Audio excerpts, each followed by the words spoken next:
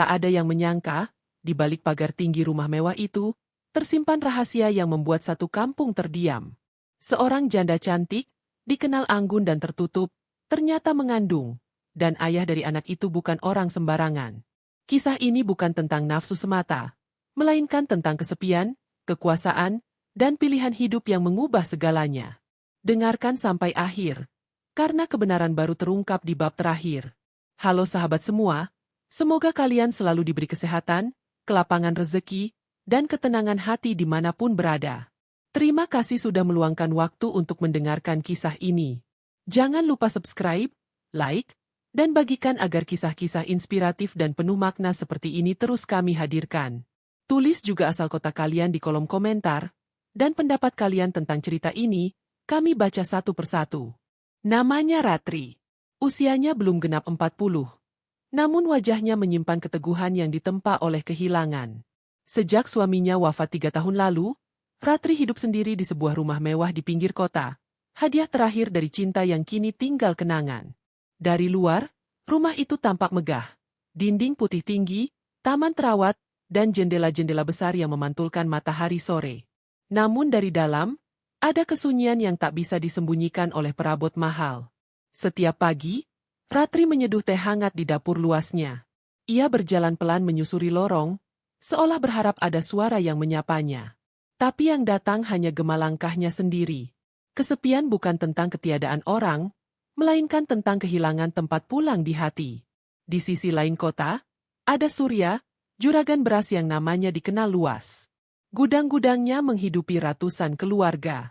Ia dihormati, disegani, dan selalu tampak tegar. Namun kekuasaan dan harta tak selalu sejalan dengan kebahagiaan. Surya telah lama hidup terpisah dari istrinya. Hubungan mereka membeku oleh kesibukan dan jarak yang tak terjembatani. Pertemuan Ratri dan Surya bermula dari hal sederhana, urusan pasokan beras untuk acara amal. Ratri, yang aktif dalam kegiatan sosial, menghubungi Surya untuk membantu. Surya datang ke rumah mewah itu pada suatu siang yang terik. Mereka berbincang di ruang tamu yang sejuk, tentang beras, tentang donasi, lalu beralih ke cerita hidup. Ada kejujuran yang jatuh begitu saja di antara dua jiwa yang sama-sama lelah. Hari-hari berikutnya, Surya sering datang. Kadang untuk urusan kerja, kadang hanya membawa kabar. Ratri tak pernah berniat membuka pintu hatinya lagi. Ia tahu batas. Namun kesepian itu licik. Ia menyusup lewat percakapan yang hangat, tawa kecil yang tak direncanakan, dan rasa dipahami yang lama hilang. Malam itu, hujan turun perlahan. Listrik sempat padam. Di rumah besar itu, suara hujan terdengar lebih keras. Mereka berada di ruang keluarga, diterangi lampu darurat.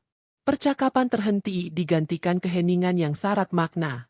Tanpa sengaja Ratri kaget dengar suara petir hingga menyentuh rudalnya Pak Surya. Ratri secara refleks menarik tangannya dan bilang maaf Pak. Pak Surya menjawab iya gak apa-apa, sembari bercanda. Sambil kamu nikmatin juga saya suka aja Ratri soalnya saya sudah lama tidak merasakan sentuhan wanita. Pak Surya mendekatinya dan memegang kedua lengannya Ratri. Tanpa pikir panjang mereka saling berpelukan di sofa ruang tamu. Pak Surya saling berciuman dengan Ratri dan Ratri menikmatinya. Setelah gejolak hasrat saling memanas, akhirnya mereka saling melepaskan pakaiannya. Ratri ngemut rudalnya Pak Surya sambil dikocok nikmat. Pak Surya menikmati serabi lempitnya Ratri juga. Mereka bercocok tanam di sofa mewah itu hingga waktu yang lama. Dan mereka memutuskan tidur bersama di kamar mewah itu. Pagi berikutnya, Ratri bangun dengan perasaan campur aduk. Ia menatap langit-langit kamar yang tinggi, menyadari bahwa hidupnya tak lagi sama. Surya pamit dengan wajah serius. Tak ada janji, tak ada rencana. Hanya kesadaran bahwa mereka telah melangkah terlalu jauh. Minggu-minggu berlalu. Ratri mencoba kembali ke rutinitas. Namun tubuhnya memberi tanda-tanda yang tak bisa diabaikan. Saat kepastian itu datang, dunia seakan berhenti. Ia mengandung. Jantungnya berdegup keras. Bukan karena bahagia semata, melainkan karena kenyataan yang harus dihadapi. Di cermin kamar mandi, Ratri menatap dirinya sendiri. Antara takut dan tegar. Ia tahu, rahasia ini tak akan selamanya tersembunyi. Dan di balik pagar rumah mewah itu, badai sedang menunggu waktu untuk meledak. Hari-hari setelah kepastian itu terasa berjalan lebih lambat bagi Ratri. Rumah mewah yang dulu memberinya rasa aman kini seperti menyimpan gema rahasia di setiap sudutnya. Ia mulai menghitung waktu dengan cara berbeda. Bukan lagi agenda kegiatan sosial atau undangan amal, melainkan perubahan kecil pada tubuhnya yang tak bisa ia sangkal. Setiap pagi, ia berdiri di depan jendela besar kamarnya, memandangi taman yang hijau, berusaha menenangkan diri dengan napas panjang. Ia belum memberitahu siapapun. Bahkan kepada Surya. Nama itu kini terpatri kuat dalam pikirannya, seperti bayangan yang tak bisa diusir. Ratri tahu, sekali kata itu terucap, hidup banyak orang akan berubah. Ia menimbang-nimbang, keberanian atau kehancuran. Di luar rumah, bisik-bisik mulai berembus. Tetangga yang dulu sekadar menyapa kini melirik lebih lama. Pembantu yang setia, Bu Ningsih, mulai memperhatikan kebiasaan Ratri yang berubah. Teh jahe menggantikan kopi. Langkahnya lebih pelan, dan wajahnya sering pucat di pagi hari. Ratri mencoba tersenyum. Namun kelelahan batin tak bisa disembunyikan sepenuhnya. Suatu siang, Surya datang tanpa memberi kabar. Mobil hitamnya berhenti di depan pagar, dan Ratri merasakan jantungnya berdegup lebih kencang. Pertemuan itu terasa canggung. Mereka duduk berhadapan di ruang tamu yang dulu menjadi saksi awal kedekatan. Kali ini, udara terasa berat. Surya berbicara tentang kerja, tentang harga beras yang naik, tentang gudang baru, semua hal yang aman, menjauh dari inti yang ingin ditanyakan. Ratri menatap tangan Surya yang terlipat di atas lutut. Ia ingin berkata jujur, namun kata-kata itu tersangkut. Di kepalanya, muncul wajah-wajah yang akan terdampak, keluarga Surya, reputasinya, dan masa depan seorang anak yang belum lahir. Keheningan memanjang. Akhirnya Surya pamit, meninggalkan lebih banyak pertanyaan daripada jawaban. Di sisi lain, Surya tak setenang yang ia tunjukkan. Sejak pertemuan terakhir, pikirannya terus kembali ke rumah mewah itu, ke hujan, ke keputusan yang tak direncanakan. Ia bukan pria yang terbiasa lari dari tanggung jawab, namun ia juga terikat oleh jaringan kewajiban dan citra yang dibangunnya bertahun-tahun. Setiap kali ponselnya bergetar, ia berharap sekaligus takut menerima kabar dari Ratri. Tekanan semakin terasa ketika salah satu karyawan gudang berkomentar ringan tentang Ibu Ratri yang jarang terlihat. Kalimat sederhana itu menusuk Surya. Dunia kecil mereka mulai saling bersentuhan. Rahasia tak lagi aman. Sementara itu, Ratri memilih menyendiri. Ia membatalkan beberapa undangan, menghindari sorotan. Di kamar tidurnya, ia menulis catatan, bukan untuk dipublikasikan, melainkan untuk merapikan pikirannya. Ia menuliskan ketakutannya, harapannya, dan doa-doa yang ia panjatkan dalam sunyi. Ada malam-malam ketika ia menangis tanpa suara, memeluk bantal, meminta kekuatan untuk hari esok. Puncaknya terjadi ketika Bu Ningsih memberanikan diri bertanya dengan hati-hati. Ibu kelihatan capek belakangan ini, apa ibu baik-baik saja? Ratri tersenyum, namun matanya berkaca-kaca. Ia tahu, waktu untuk bersembunyi semakin sempit. Sore itu, Ratri berdiri di depan cermin, mengusap perutnya yang belum tampak. Kita akan baik-baik saja, bisiknya. Keputusan mulai mengeras di hatinya. Ia tak bisa terus menunda. Kebenaran mungkin menyakitkan, tetapi kebohongan yang panjang jauh lebih kejam. Di kejauhan, Surya memandang langit senja dari kantor gudangnya. Warna jingga mengingatkannya pada sore pertama ia melangkah ke rumah Ratri. Ia menghela napas, menyadari bahwa badai yang ia takuti sedang mendekat, dan tak ada lagi jalan untuk menghindar. Pagi itu, Ratri terbangun dengan perasaan yang berbeda. Bukan lagi sekadar cemas, melainkan tekad yang pelan-pelan menguat. Ia tahu, hari ini atau besok, kebenaran akan menemukan jalannya sendiri. Menunda hanya akan menambah luka. Setelah berdoa singkat di tepi ranjang, ia mengambil ponsel dan mengetik pesan yang selama berminggu-minggu tak berani ia kirim. Pesan itu singkat, sopan, dan jujur. Ia meminta Surya datang sore nanti, bukan untuk urusan kerja, melainkan untuk berbicara dari hati ke hati. Tombol kirim ditekan. Ratri menghela napas panjang. Tidak ada lagi jalan mundur. Surya menerima pesan itu di sela-sela rapat. Dadanya mengencang. Ada firasat kuat bahwa pembicaraan ini akan menentukan arah hidupnya. Ia membatalkan agenda sore, memilih menghadapi apapun yang menunggu. Untuk pertama kalinya setelah lama, ia merasa tak berdaya di hadapan waktu. Sore merayap pelan. Rumah mewah Ratri kembali menjadi panggung takdir. Mereka duduk di ruang makan kecil yang jarang dipakai. Lebih intim, lebih jujur. Ratri menyajikan air hangat. Tangannya sedikit gemetar. Surya memperhatikan, merasakan ada sesuatu yang sangat penting. Mas Surya, Ratri membuka suara. Suaranya tenang meski dadanya berdebar. Aku tidak ingin memutar kata. Ia berhenti sejenak, menatap mata Surya. Aku hamil. Waktu seakan berhenti. Surya terpaku, napasnya tertahan. Kata itu bergema di kepalanya, menyapu segala pertahanan. Ia menunduk, lalu mengangkat wajahnya kembali. Campuran kaget, takut, dan tanggung jawab bercampur jadi satu. Aku tidak bermaksud menjebak atau menuntut. Lanjut Ratri, suaranya jujur. Aku hanya ingin kamu tahu kebenarannya. Apapun keputusanmu, aku akan menghormatinya. Sunyi memanjang. Surya berdiri, melangkah ke jendela, menatap taman yang mulai gelap. Pikirannya berpacu. Keluarganya, usahanya, reputasinya, dan kini, seorang anak yang akan lahir. Ia sadar, ini bukan sekadar pilihan pribadi. Ini tentang keberanian menanggung konsekuensi. Aku butuh waktu, katanya akhirnya. Suaranya berat. Bukan untuk lari, tapi untuk melakukan hal yang benar. Ratri mengangguk. Ia tak meminta janji. Kejujuran sudah ia tunaikan. Namun kebenaran jarang tinggal diam. Beberapa hari kemudian, kabar itu mulai berembus. Tanpa nama, tanpa bukti, tapi cukup untuk mengusik. Di lingkungan usaha Surya, bisik-bisik muncul. Di sekitar rumah Ratri, tatapan semakin tajam. Bu Ningsih tak lagi bertanya, tapi tatapannya penuh pengertian. Tekanan memuncak ketika keluarga Surya mulai mencium perubahan sikapnya. Ia menjadi lebih pendiam, lebih sering termenung.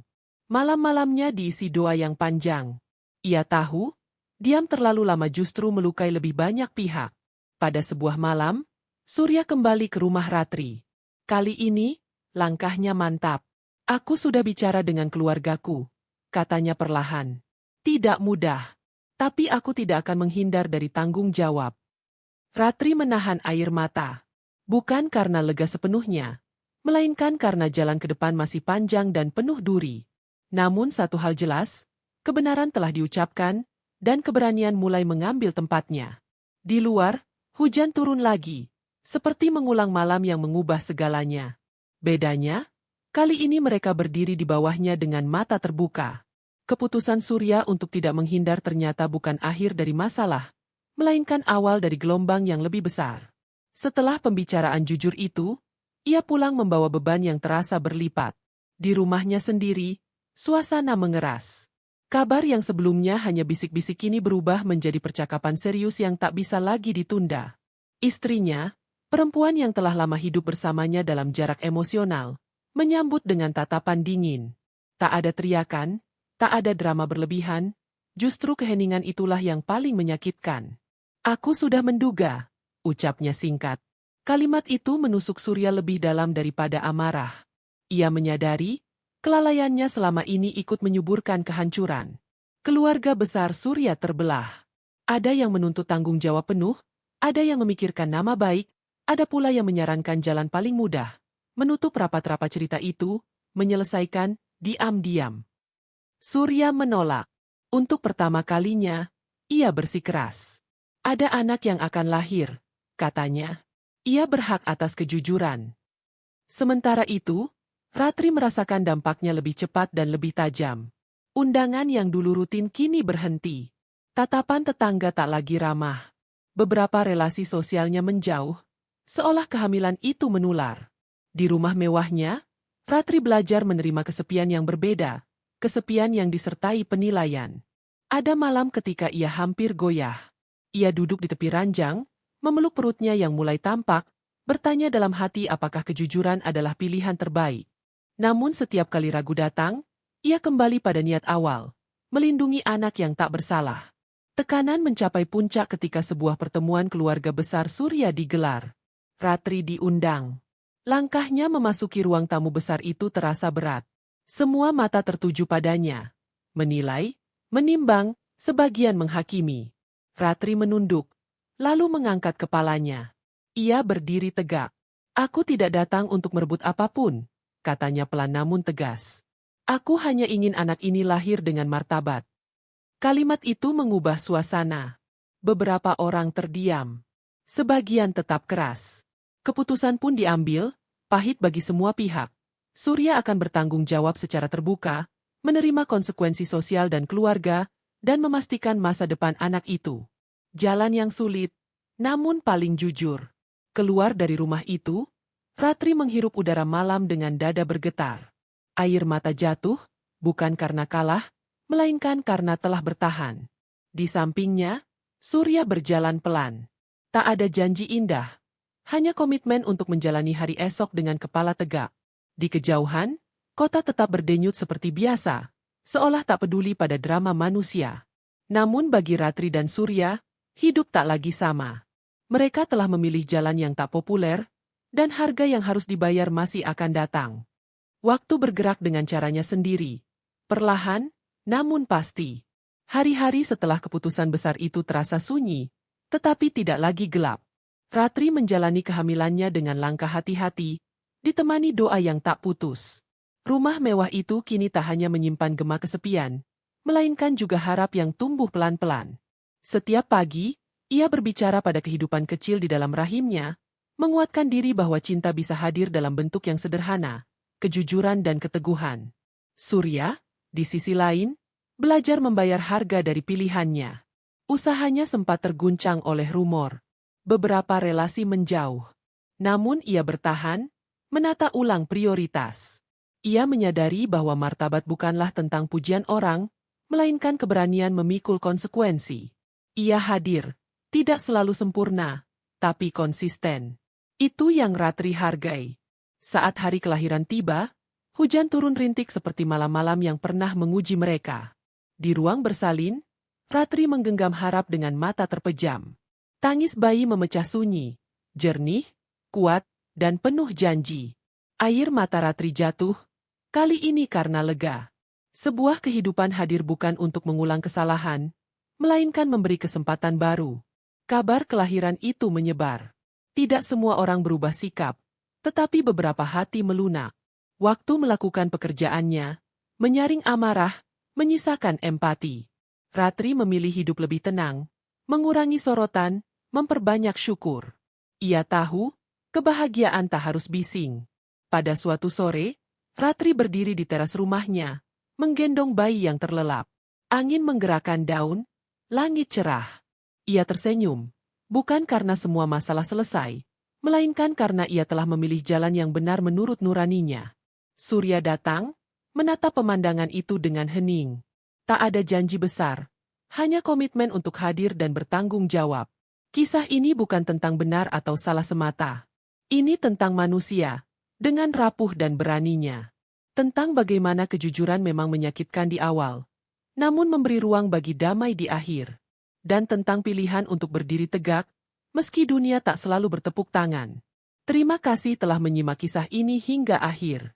Semoga kita semua diberi kesehatan, ketenangan hati, dan kebijaksanaan dalam setiap pilihan hidup.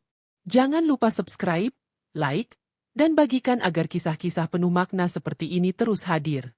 Tulis asal kota kalian dan pelajaran apa yang kalian ambil dari cerita ini di kolom komentar.